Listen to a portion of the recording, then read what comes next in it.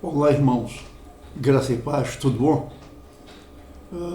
Nós vamos apresentar uma aula hoje, começar uma aula agora sobre o assunto o cristão e a cultura. O cristão e a cultura. A aula que nós queremos apresentar para vocês agora. E nós queremos começar trazendo aqui uma definição do que é cultura. O que é cultura? Cultura é um conceito amplo, ou seja, não é fácil a gente definir o que é cultura, né? Não é fácil a gente definir, né? Então é um conceito bem amplo. Então é um conceito bem amplo que representa um conjunto de tradições, crenças e costumes de determinado grupo social. E tudo isso aí envolve conhecimento, arte, moral, lei e todos os hábitos e capacidades adquiridos pelo homem como membro da sociedade.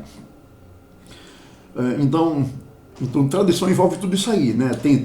A tradição tem a ver com a forma de um povo, por exemplo, existir, viver, tem a ver com a forma como um grupo social se conduzir, como uma família se conduzir. A tradição, a gente ouve muito falar sobre tradição familiar. Então tem a ver com a forma daquela família viver, se conduzir. Então tem a tradição de um país, a tradição de um povo, por exemplo, a tradição de um clube, né? Então a gente pode resumir isso aí dizendo que cultura tem a ver com todos os costumes ligados à família, ligados à nacionalidade, ao trabalho e ao modo do ser humano encarar a vida. Então tudo isso aí tem a ver com cultura, né? Não raro o cristão se torna até mesmo uma subcultura dentro de uma nação. O cristão tem seus valores, atitudes, crenças e costumes que são diferentes da cultura de sua nação, até mesmo diferentes da cultura da sua família, da cultura do seu grupo social, né? Então o cristão se torna até uma subcultura dentro de uma própria cultura. E então surgem algumas perguntas assim, dentro da cultura, né, envolvendo o cristão. E as perguntas são as seguintes: o cristão pode participar das festas nacionais? Aí você tem várias festas, né? Carnaval, São João, Halloween e tantas outras. Então o cristão pode participar de forma ativa dessas festas. Eu não estou falando o cristão brincar sobre isso em casa, com a família, com a esposa, com o marido, com os filhos, não. Eu estou perguntando se ele pode participar disso na escola, na faculdade, na sociedade. Ele pode. Mas o cristão pode beber, né? Beber mesmo. Como o cristão lida com arte, cinema, etc. Ou seja, o cristão pode ser um diretor de cinema, de televisão, ele pode ser um ator. Então perguntas dessa forma, né? Então o cristão pode ouvir música do mundo, né? O que é tido como música do mundo? Geralmente o que é tido como música do mundo são aquelas músicas não evangélicas, né? Por exemplo, ouvir Roberto Carlos, ouvir Júlio Iglesias, por exemplo, ouvir Queen, Freddie Mercury, ouvir Ivete Sangalo, por exemplo, ouvir Caetano Veloso, Gilberto Gil, Leonardo, Zezé de Camargo e Luciano. O crente pode ouvir esse tipo de música. Como o cristão lida com a questão da economia, política, filosofia e outra coisa mais? O crente deve impor sua cultura quando ele sai para evangelizar, né? Então, por exemplo, um missionário brasileiro, por exemplo, ele vai evangelizar lá no interior da África. Lá ele pode impor a cultura brasileira lá no norte da África ou no interior da África, ou vice-versa. Vem um missionário africano evangelizar aqui no Brasil, ele pode impor a cultura africana aqui ao Brasil? O que o cristão pode tolerar como missionário, né, em um país diferente do dele, que tem uma cultura diferente da dele? O que o cristão deve mudar e o que ele não deve mudar, né? Então são questões que os estudiosos cristãos têm se debatido e eles não chegam todos assim a um consenso, né? Bom, feitas essas considerações a respeito de uma definição do que seja cultura, eu quero trazer aqui alguns pontos para a gente estudar nessa aula.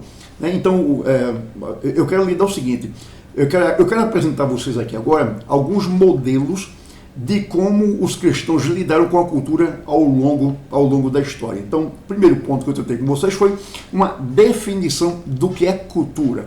E agora eu quero mostrar para vocês alguns modelos de como os cristãos lidaram com a cultura ao longo da história, ao longo dos séculos. E para falar sobre o cristão e a cultura, precisamos lembrar que a igreja não nasceu em nossa geração, né? Ou seja, a igreja não é uma coisa dos nossos dias, né? A igreja é muito antiga. A igreja, ela sempre existiu lá desde o Antigo Testamento e ela tem passado por muitas culturas ao longo dos séculos, sobretudo ela na época do Novo Testamento.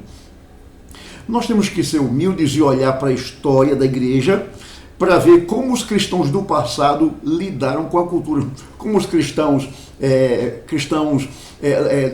na Alemanha lidaram com a cultura lá, como cristãos na França lidaram com a cultura lá, cristãos na Inglaterra, nos Estados Unidos, cristãos em países muçulmanos, na Índia, por exemplo, no Japão, na China, na Coreia, em Cuba e em outros países. Como os cristãos lidaram com a cultura ao longo da história nesses lugares, né? Eu quero, nessa questão de modelos de como os cristãos lidaram com a cultura ao longo da história, eu quero trazer aqui o pensamento do Richard Niebuhr. Eu não sei se é assim que se pronuncia o nome dele, né?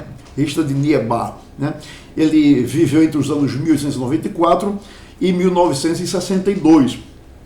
Ele era um teólogo norte-americano de linha teológica neo-ortodoxa, e ele escreveu um livro intitulado O Cristão e a Cultura. Ele escreveu esse livro. E nesse livro, O Cristão e a Cultura, o Richard Niebuhr apresenta 5 categorias de classificação do relacionamento entre o cristão e a cultura. Então, ele tem aqui nesse livro, esse livro todo é um livro assim dessa espécie mais ou menos, eu devo ter ele aqui em algum lugar na minha biblioteca. Então, é um livro mais ou menos dessa espessura.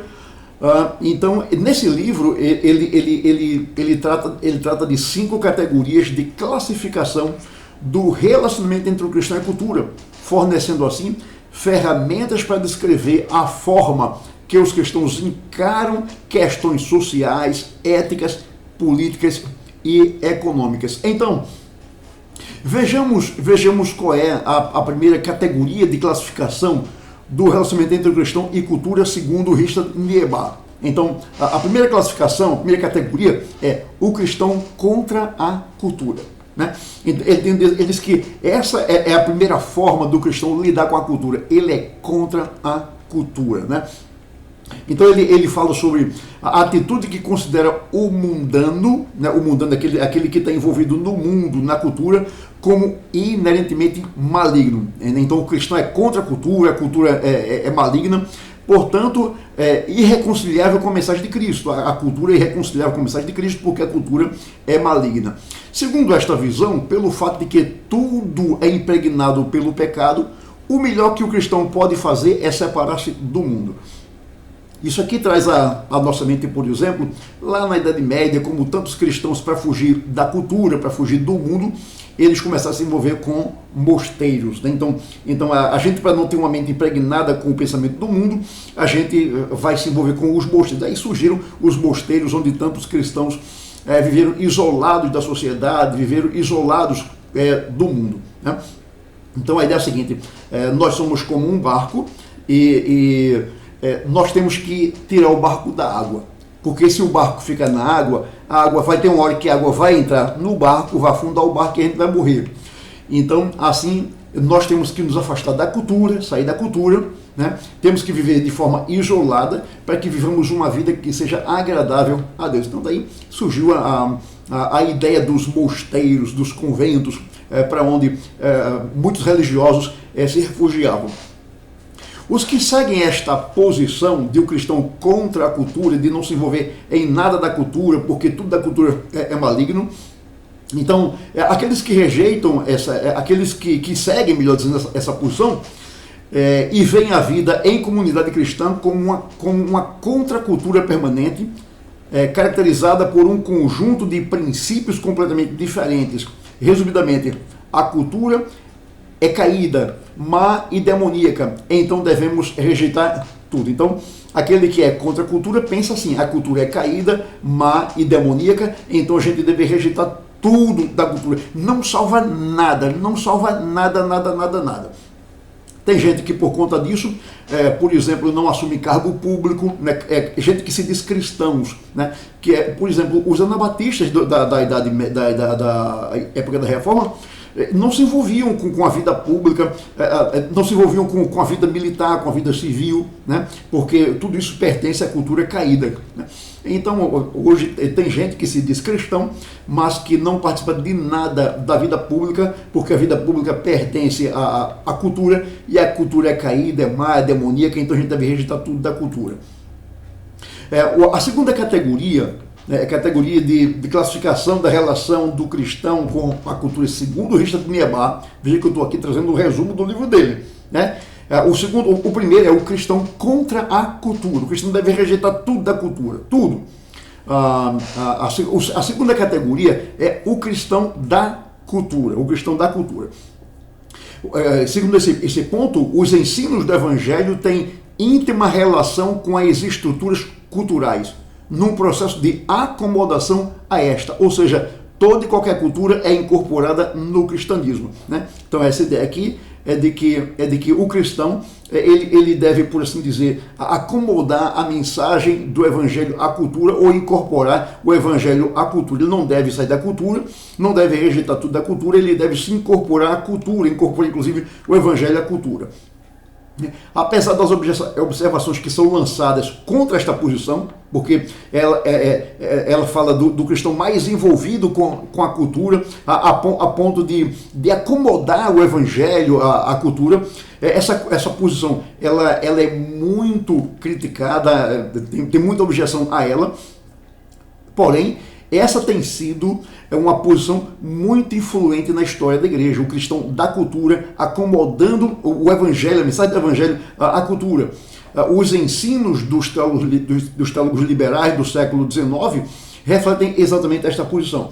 Então essa foi a posição defendida pelos teólogos liberais ali, final do século XIX, começo do século XX. Nessa visão do cristão da cultura, as pessoas procuram manter a comunhão não só com os crentes, mas também com os incrédulos, até mesmo compartilhando da vida deles, né?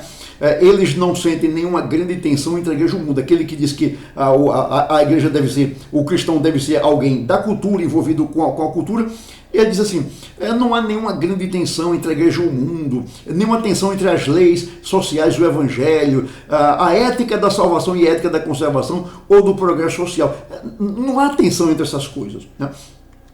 Então aqui, segundo esse ponto, o cristão deve participar de tudo da cultura, inclusive acomodando a mensagem do evangelho à cultura, né? Uma terceira classificação usada por Richard Niebuhr é o cristão acima da cultura. O cristão acima da cultura. Este é o conceito que busca uma unidade entre o cristão e a cultura. Seus proponentes não são nem a favor nem contra a cultura, né? Então parece que, por assim dizer, são a coluna do meio. Nem a gente se envolve com a cultura e nem a gente rejeita a cultura, né? Mas eles aceitam livremente os paradigmas filosóficos, afirmando que eles podem nos levar a certo ponto da verdade em seu uso da razão pura, né? Então aqui é uma espécie de coluna do meio. Os adeptos desta visão do cristão acima da cultura enfatizam que Deus ordena a cultura, que Ele é o autor da cultura, e portanto a cultura ela é neutra. Segundo esse pensamento aqui, a cultura nem é boa e nem é má, ela é neutra. Eles dizem que a cultura é sustentada por Deus e eles veem harmonia entre Cristo e a cultura como a melhor maneira de abordar o problema, né? Então, Você não se amolda à cultura, mas também você não rejeita a cultura, mas você pode ali fazer uma conciliação, pegando o que é bom da cultura e absorvendo aquilo que é bom da cultura e rejeitando aquilo que não é bom. Então, segundo essa visão, a igreja, enquanto opera para um propósito espiritual, também tem um propósito terreno de ser guardiã ou zeladora diante da lei divina, e nesse sentido ela serve ao mundo, né? Então, veja, a ideia aqui é nem se misturar ao mundo e nem se afastar do mundo, nem se misturar a cultura, absorvendo todos os padrões da cultura, mas também não é rejeitar a cultura como um todo, porque ela nem é boa e ela não é má. Uma quarta categoria da relação do cristão com a cultura, segundo Richard Niebuhr, é o cristão e a cultura em paradoxo. O cristão e a cultura em paradoxo. Esta posição mantém o entendimento bíblico da queda e da miséria trazida pelo pecado e o chamado para lidar com a cultura. Os cristãos são membros de dois reinos e devem lealdade a ambos, né? Então aqui a ideia de que o cristão ele é cidadão do céu, então ele lida com as coisas do céu, mas como também ele é cidadão aqui da terra, ele também cuida das coisas aqui da terra, ele cuida também das coisas da cultura, visto que ele é cidadão de dois reinos. Então ele deve ter lealdade para com as coisas dos céus, já que ele é o cidadão do céu, e deve ter também lealdade para com as coisas da cultura, visto que ele é cidadão aqui dessa cultura também. Segundo essa visão, a fidelidade ao evangelho deve ter prioridade. O evangelho acima de tudo. Mas uma vez que somos seres humanos, vivendo neste mundo, numa cultura, ainda estamos sujeitos aos poderes terrenos constituídos. Então temos compromisso com a cultura também, né? Então aqui ele fala do paradoxo ou de uma síntese, né, entre o cristão e a cultura, dizendo que o cristão ele tem que ser fiel à cultura porque ele é uma pessoa que vive nesse mundo, né, e também tem que ser fiel às coisas dos céus porque ele é um cidadão dos céus. Lutero enfatizou este tema, né, com sua doutrina dos dois reinos, né? Ele falava da mão esquerda como sendo a mão mundana, ou seja, a mão da cultura, a mão do mundo, que segura a espada do poder no mundo, enquanto que a mão direita, que é a mão celeste, segura a espada do Espírito, a palavra de Deus, né? Não se pode coagir a fé, nem se pode tentar acomodar a fé aos modos seculares de pensamento, né? Então, esse é o pensamento de Lutero, né? Vivemos desse mundo, então usamos das coisas desse mundo. Vivemos no mundo celestial, vivemos também das coisas, para as coisas celestiais. Aqui uma expressão dele, né? Mão esquerda representa a cultura, mão direita representa o céu. Um exemplo dentro dessa posição, né? Do cristão e da cultura, um paradoxo, né? Visto que o cristão vive nesses dois mundos, no céu e na terra. Então o exemplo dentro dessa posição é o seguinte: a mulher deve processar o marido que ele espanca, né? O marido que bate na mulher, que humilha a mulher, ela deve espancar, ela deve processar o marido, prestar uma queixa contra ele na polícia. Segundo essa visão paradoxal, uma vez que a mulher é cristã, ela não deveria processar o marido, porque ela é cristã. E o cristão não leva outro a um tribunal secular, né? Lembra lá de Paulo, dizendo, criticando alguns cristãos de Corinto que estavam processando outros no tribunal comum. Então, segundo essa visão, a mulher cristã não deveria processar o marido porque ela é cristã e um cristão não leva outro a um tribunal comum. Mas, por outro lado, como também, além de cristã, ela é uma cidadã, aí sim, então a mulher deve processar o seu marido. Então veja que isso é um conflito, né? É um paradoxo. Ele é da cultura e ele é do céu, né? Então, como um cidadão que é do céu, não processa o outro. Mas como ele é um cidadão, aí sim ele pode processar segundo essa visão. E a quinta visão, a quinta categoria, a quinta classificação da relação entre o cristão e a cultura, segundo Richard Niebuhr, é a seguinte: o cristão como agente transformador da cultura. o cristão como agente transformador da cultura. É a segunda categoria que ele observa que tem prevalecido ao longo da história da igreja. Então, esse pensamento dele aqui fala que a cultura deve ser levada ao senhorio, deve ser levada cativa ao senhorio de Cristo, sem desconsiderar a queda e o pecado, ou seja, sem levar em consideração, né? Aliás, sem ignorar, sem desprezar a queda e o pecado, mas enfatizando que no princípio a criação era boa, né? Então a cultura, como foi criada por Deus, ela era boa, ela foi boa, sem mácula, sem pecado, sem miséria. Então a princípio a criação foi criada boa. Os que estão nesse grupo, né, do grupo de que o cristão deve transformar a cultura, deve ser um agente transformador da cultura, os que estão nesse grupo enfatizam que um dos objetivos da redenção é transformar a cultura. Então, segundo esse pensamento, qual deve ser a postura do cristão na cultura? Buscar ser um agente que traga transformação, que traga regeneração para a cultura. Sendo assim, por mais iníquas que sejam certas instituições, elas não estão fora do alcance da soberania de Deus. Ou seja, mesmo sabendo da queda, o cristão não abandona a cultura, mas busca redimi-la, levá-la aos pés de Cristo, buscando transformá-la, redimi-la, regenerá-la através do seu caráter cristão, através do seu testemunho cristão e através da mensagem do Evangelho, através da pregação do Evangelho. Então, na prática, essa visão significa que atuamos na cultura para o seu melhoramento, trabalhamos para quê? Para a transformação da cultura, porque enquanto há pecado na cultura, nem tudo enquanto há pecado na cultura, também nem tudo está perdido, pois há esperança através de Cristo para a redenção das culturas.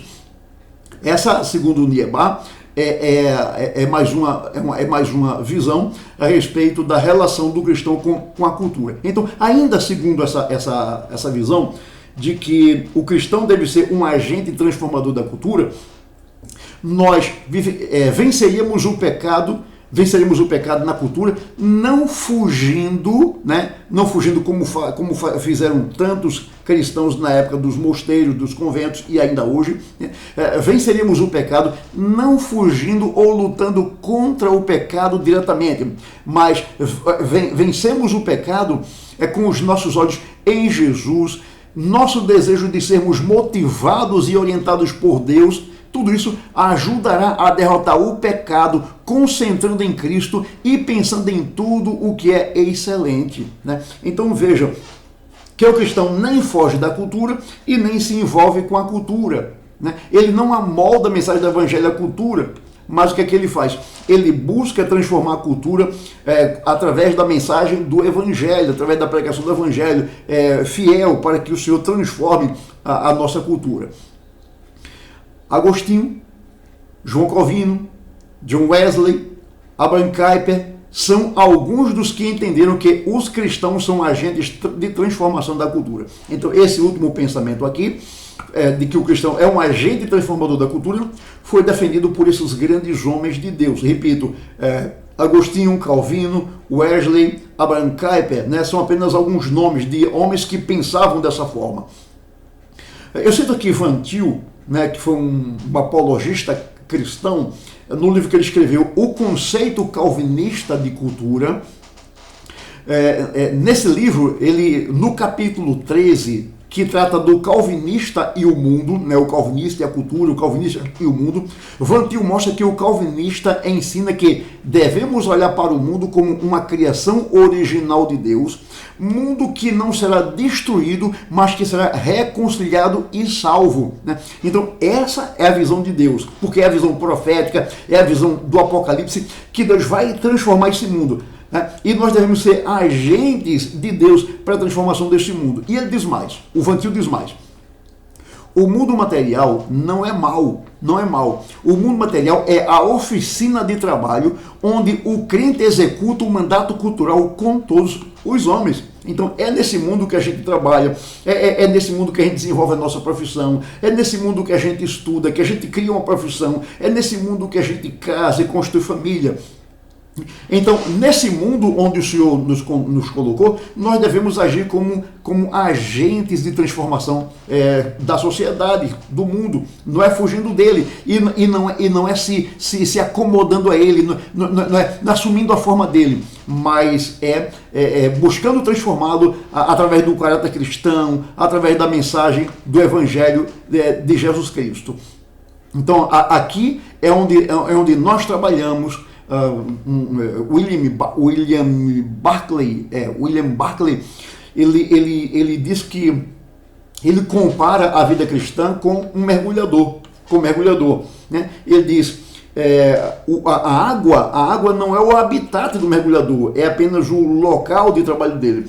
Então o mergulhador vai e mergulha, faz o que ele tem que fazer lá embaixo, e tem uma hora que ele volta para a superfície, ele volta para a sua morada, para a sua casa. Então, da mesma forma, ele diz que o cristão, nesse mundo, esse mundo é como um grande mar, como um grande oceano, né, um grande rio, e que o cristão está trabalhando aqui.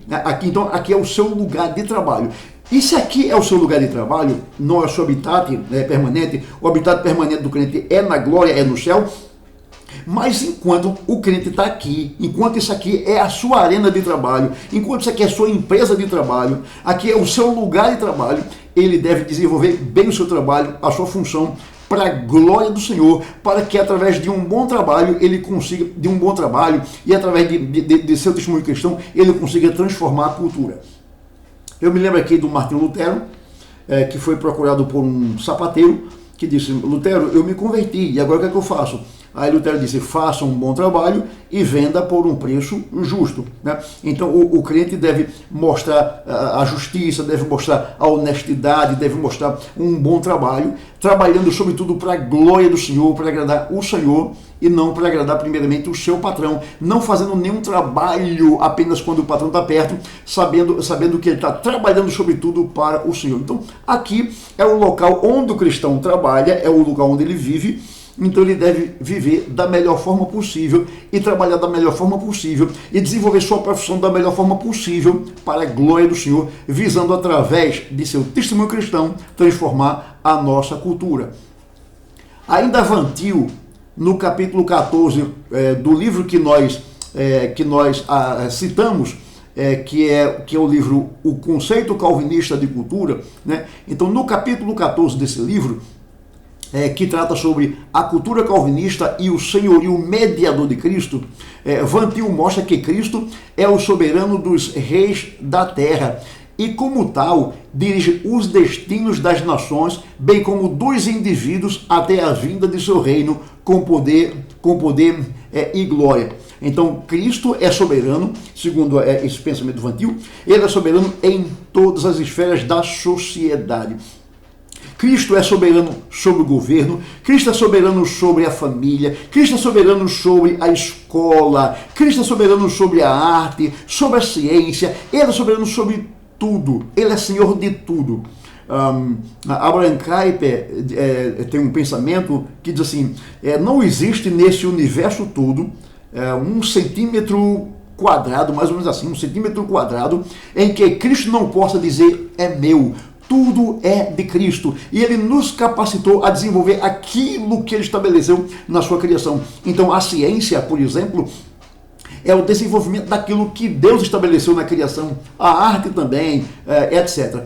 Então Cristo é Senhor de tudo e nós devemos mostrar na nossa vida, na nossa prática, no nosso testemunho, na nossa mensagem do Evangelho, exatamente esse senhorio de Cristo. Cristo é Senhor de tudo, de toda a cultura. Então nós devemos lutar para que as culturas sejam transformadas para a glória de Cristo. Nesta posição, né, do cristão como agente transformador da cultura, nesta posição não há divisão entre o sagrado e profano. essa distinção, essa dicotomia entre sagrado e profano, é uma teoria que tem em seu berço a teologia católica romana. A teologia católica romana é que diz: isso aqui é sagrado, isso aqui é profano. Segundo a Igreja Católica Romana, aquilo que é feito na igreja, na igreja e para a igreja é sagrado. Então a missa é sagrada, o padre é sagrado, a freira é sagrada. Mas então rezar é sagrado, né? Mas construir um prédio, por exemplo, ou ser engenheiro, ser um policial, ser um médico, ser um gari, isso aí é profano. Então, aquilo que se faz na igreja para a igreja é sagrado. Aquilo que não se faz para a igreja é profano. Foi assim que a Igreja Católica Romana, é assim que ela divide a vida entre sagrado e profano. Inclusive, até em nossos dias, há algumas festas católicas, festa do santo tal, do santo tal. Então, aí quando termina a festa religiosa, aí diz: teremos agora a parte profana. Aí a parte profana é uma banda que vai tocar, é um cantor que vai tocar, que vai fazer alguma apresentação para arrecadar dinheiro para a igreja. Então aquilo faz parte da festa da Igreja Católica, mas é uma parte profana, não é uma parte sagrada. Então essa visão de sagrado e secular não é bíblica, é uma coisa que a Igreja Católica inventou. A divisão bíblica é entre aquilo que é santo e aquilo que é pecado, né? Então, por exemplo, o fato de que alguém não é crente, mas ele é engenheiro, toda profissão vem de Deus. Ele é policial, ele é médico, ele é gari, toda profissão vem de Deus. Então, para a visão calvinista de cultura, tudo é sagrado, tudo. Então, a afirmação de que o cristão é um agente transformador da cultura pode ser resumida na compreensão de que, uma vez que o homem é criado por Deus, parte de sua cultura será rica em beleza e bondade. Por causa da queda e do pecado do homem, toda a sua cultura, como usos e costumes, está manchada pelo pecado e parte dela é demoníaca. Então o evangelho nunca é hóspede da cultura, mas sempre seu juiz e redentor. Então vejamos, a gente não deve se misturar à cultura, e também a gente não deve rejeitar a cultura, mas a gente deve ser agente transformador da cultura, buscar levar a cultura cativa aos pés de Cristo, levar as pessoas cativas aos pés de Cristo, para que aquilo que na cultura é pecaminoso, aquilo que na cultura é imoral, seja levado cativo aos pés de Cristo. Essa é a nossa função. Quando Jesus disse que devemos pregar o evangelho a toda criatura, devemos pregar o evangelho para que criaturas, sejam elas criaturas morais ou imorais, se rendam a Cristo, e para que certos costumes que são pecaminosos em determinadas culturas também sejam levados cativos aos pés de Cristo. Então a gente mostrou aqui 5 categorias que mostram a relação entre o cristão e a cultura. Então, antes da gente ir para o nosso último ponto, eu quero só relembrar esses pontos. Então, o primeiro ponto é o cristão contra a cultura. O segundo ponto é o cristão da cultura. O terceiro ponto é o cristão acima da cultura. O quarto ponto é o cristão e a cultura em paradoxo. E o quinto ponto é o cristão como agente transformador da cultura. E entendemos que esse é o ponto no qual nós devemos nos encaixar. O cristão como agente transformador da cultura.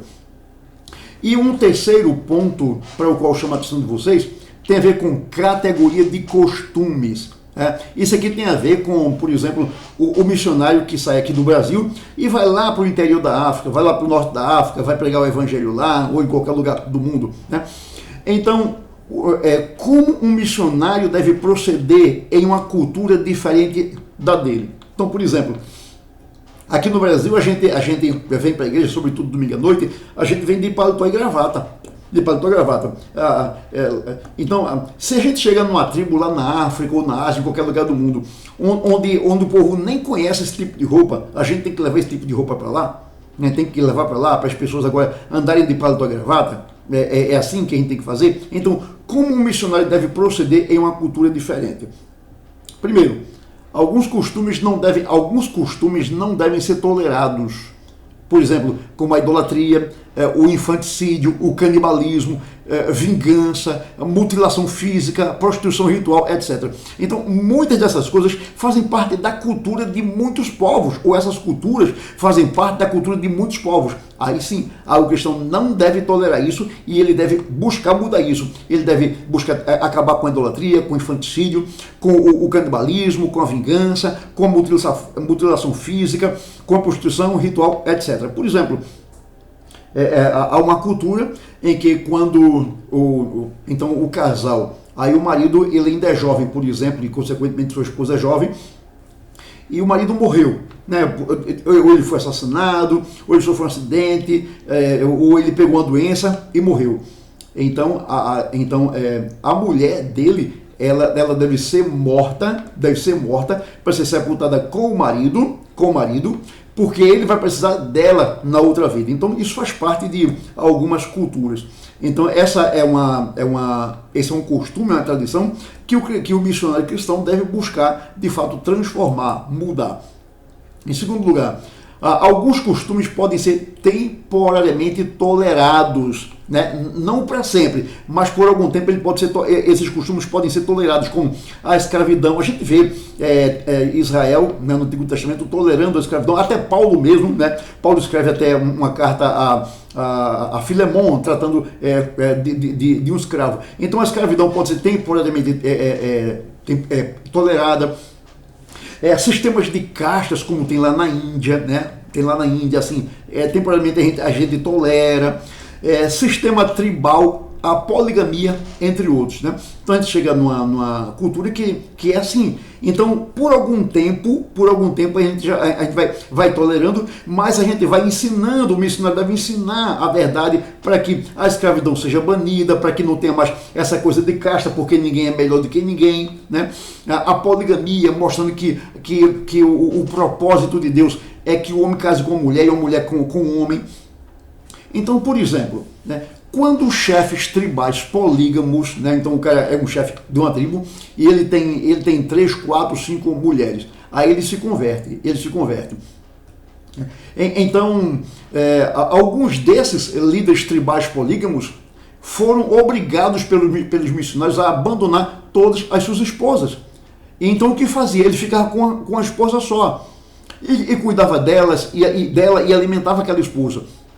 O que aconteceu com as outras? Elas não tinham marido para cuidar delas, elas morriam de fome, ou então, para se sustentar, elas se prostituíam e por conta disso, por se prostituir, elas morriam apedrejadas, né? Então, vendo isso, os missionários acharam uma medida sábia para não exigir desse chefe tribal o abandono da poligamia, mas exigir tal atitude da próxima geração de cristãos, ou seja, então eu estou pregando numa tribo e o chefe tribal se converte e ele tem 4, 5 mulheres. Então eu não vou dizer, escolha uma e abandone as outras, não, entregando as outras a sua própria sorte, não. O que eu tenho que fazer é ensinar que aquela prática está errada, que a Bíblia diz que o propósito de Deus é a monogamia. Então, ensinando para aqueles que ainda são solteiros ou que têm apenas uma única esposa ainda, a não se envolverem com a poligamia. Então, aqueles que já são polígamos, então deixe como eles estão, mas os outros não podem se envolver com essa prática, porque isso sim é pecaminoso. Então, o missionário, ele deve ser sábio, ele não deve chegar já impondo, né, isso aí, porque ele pode trazer mais problemas do que solução. Né? Então, o que ele deve ensinar é que, olha, vocês podem, mas os outros não. Paulo, por exemplo, quando escreve a Timóteo, ele diz que o presbítero seja marido de uma só mulher. O que eu entendo dessa passagem não é que Paulo está dizendo que o presbítero tem que ser casado. Ele mesmo não era casado, ele era pelo menos viúvo, né? Ele não era casado, então ele não obriga que o presbítero seja casado. E eu entendo aqui que ele tá falando sobre o número da esposa do presbítero, que o presbítero seja marido de uma só mulher, porque na época de Paulo, lá escrevendo a Timóteo, algumas pessoas polígamas que tinham problema com a poligamia se convertiam. Então o que Paulo está dizendo? que eles sejam recebidos na igreja, que eles sejam bem tratados na igreja, porém, eles não devem ser escolhidos como presbíteros da igreja. São membros da igreja, têm privilégios na igreja, mas eles não podem ser presbíteros na igreja. Quem tem que ser presbítero na igreja é um homem que na igreja é esposo de uma só mulher, porque esse é o plano de Deus. Então veja que Paulo não mandou botar aqueles irmãos para fora, nem mandou aqueles homens despedirem suas mulheres, mas Paulo disse que eles não sejam presbíteros da igreja. Não, porque isso é contrário à palavra do Senhor. Em terceiro lugar, há alguns costumes cujas objeções não são relevantes para o evangelho, né? Então tem certos costumes que a gente pode tolerar para sempre, deixar lá.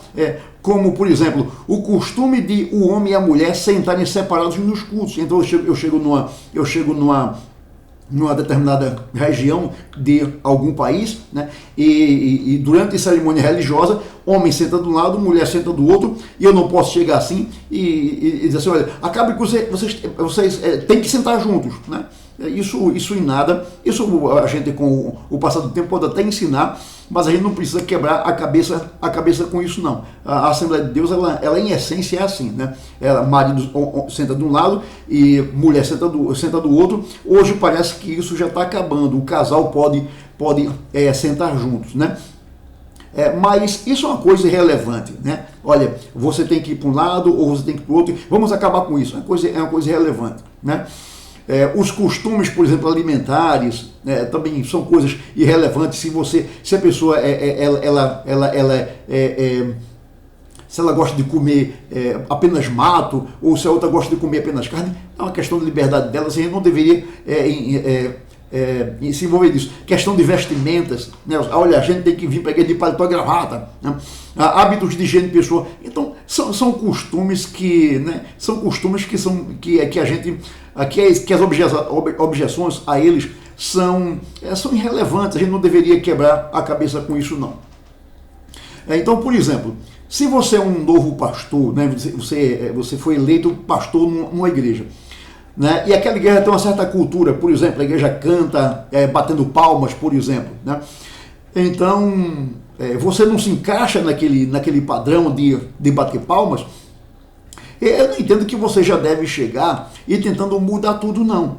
Olha, irmãos, é o seguinte, essa igreja aqui tem o costume de bater palmas, e então eu quero dizer que a partir de hoje a igreja não vai mais bater palmas, né? Vamos acabar com isso, né? Você pode até mudar isso depois, mas isso você pode deixar mais para frente, né? Você não concorda, por exemplo, com participação musical, né, de alguém fazendo dueto, alguém fazendo gente fazendo solo, você pode não concordar com isso, mas você não já tem que chegar mudando essas coisas assim, de repente não.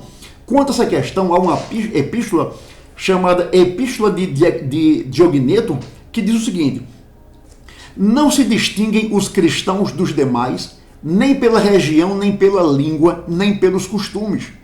Seguem os costumes locais relativamente ao vestuário, à alimentação e ao restante estilo de viver, apresentando um estado de vida admirável. Se a vida deles decorre na terra, a cidadania, contudo, está nos céus. Obedeçam às leis estabelecidas, todavia superem-nas pela vida. Amam a todos e por todos são perseguidos, né? Então aqui ele menciona alguns costumes, que questão de vestuário, de alimentação, certos estilos que a gente não precisa brigar por isso, discutir por essas coisas, né? A nossa conclusão é a seguinte: as escrituras afirmam que quando a cultura contradiz a verdade revelada, ela deve ser relegada e combatida. Os costumes dos povos deveriam ser rejeitados pelos israelitas, porque estavam ligados a uma religião idólatra e cruel. Então aquilo que a gente disse, certos costumes, certas tradições, a gente deve combater. E citamos lá como exemplo a idolatria. E nós temos aqui Israel tendo que combater a idolatria. Por exemplo, Levítico capítulo 18, versos 22 ao 26, diz assim: com homem não te deitarás, como se fosse mulher, é abominação. Nem te deitarás com o animal para te contaminares com ele, nem a mulher se porá perante um animal para juntar-se com ele. É confusão. Com nenhuma destas coisas vos contaminareis, porque com todas estas coisas se contaminaram as nações que eu lanço de diante de vós. E a terra se contaminou, e eu visitei nela sua iniquidade, e ela vomitou seus moradores. Porém, vós guardareis os meus estatutos e os meus juízos, e nenhuma destas abominações fareis, nem o natural, nem o estrangeiro que peregrina entre vós. Então veja bem, se uma cultura de fato contradiz a palavra de Deus, a gente deve combater. Nessa passagem que a gente leu, nós temos aqui o Senhor condenando o homossexualismo. Você não deve se deitar com mulher, com homem, como se fosse mulher. Ele condena aqui a zoofilia, né, ou bestialismo, que é o homem ou a mulher ter relação sexual com animal, né? Então isso é confusão, isso é abominação, isso é se contaminar. E Deus lançou as nações de Canaã para fora de suas terras por conta desses pecados. Então nós temos aqui costumes que contradizem aquilo que Deus ensina em sua palavra. Então nós devemos combater esse costume. E também, em certas situações, toda a cultura de um povo deveria ser completamente destruída, segundo Deus havia ordenado. Por exemplo, Deuteronômio capítulo 25, versos 17 ao 19, Deus diz a Moisés, para Moisés dizer a Israel, lembra-te do que te fez Amaleque no caminho, quando saías do Egito, como te veio ao encontro no caminho e te atacou na retaguarda todos os desfalecidos que iam após ti, quando estavas abatido e afadigado, e não temeu a Deus, quando, pois, o Senhor teu Deus te houver dado sossego de todos os teus inimigos em redor na terra, que o Senhor teu Deus te dá por herança para possuíres, apagarás a memória de Amaleque de debaixo do céu, não te esqueças. Amaleque foi um povo mau, né, contra o povo de Deus, e Deus disse, destrua Amaleque. E também, 1 Samuel capítulo 15, versos 2 e 3 diz, assim diz o Senhor dos Exércitos, castigarei Amaleque pelo que fez a Israel, ter-se oposto a Israel no caminho, quando este subia do Egito. Vai, pois, agora e fere Amaleque e destrói totalmente a tudo que tiver, e nada lhe poupes. Porém, matarás homem e mulher, meninos e crianças de peito, bois e ovelhas, camelos e jumentos. Então nós temos Deus aqui mandando Israel destruir Amaleque por completo por conta da maldade de Amaleque. E Deus não queria que Amaleque permanecesse vivo para que as crianças de Amaleque, ao crescer, copiassem a maldade dos seus pais. Então que Amaleque fosse todo destruído. Por outro lado, então veja, quando a cultura é contraditória à palavra do Senhor, então nós devemos combater aquela cultura, devemos combater. Agora, por outro lado, quando a cultura concorda com a verdade eterna, esse costume cultural deve ser absorvido, respeitado, pois como dizia Santo Agostinho, toda verdade é verdade de Deus, seja ela pronunciada por quem quer que seja.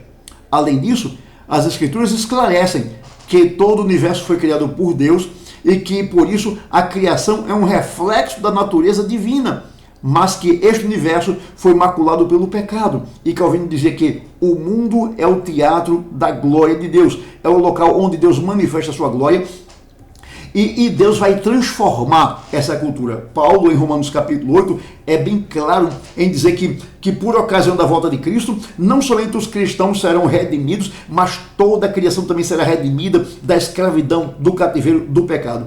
E é por isso que o cristão deve lutar. O cristão deve lutar para que essa criação, para que a nossa cultura, o meio em que ele vive, seja transformado, para que o meio em que ele vive seja completamente redimido, restaurado e seja regenerado pelo poder do Evangelho.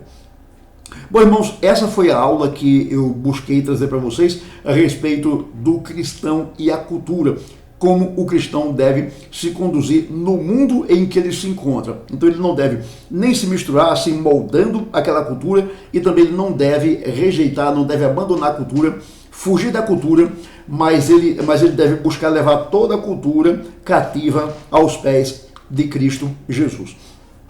Paulo diz que nós não devemos nos conformar a esse mundo, mas devemos ter nossa vida transformada, nossa mente transformada pela verdade, e então nós devemos levar essa verdade ao mundo, para que o mundo também, ouvindo essa verdade, conhecendo essa verdade, possa ser transformado pela luz do Evangelho, pelo poder do Evangelho. Lembre-se que Paulo diz que não me envergonho do Evangelho. Por quê? Porque ele é o poder de Deus para a salvação de todo aquele que crê. Como é que o pecador vai crer? Como é que uma cultura vai crer se nós não pregarmos a ela o Evangelho? Então nós devemos entrar na cultura com a pregação poderosa do Evangelho, ensinando que o Senhor pode mudar a vida das pessoas, transformar as pessoas e transformar também a nossa cultura. Portanto, irmãos, que Deus nos abençoe, que Ele nos guarde de não cumprir a ordem que Ele nos deu para cumprir. Amém.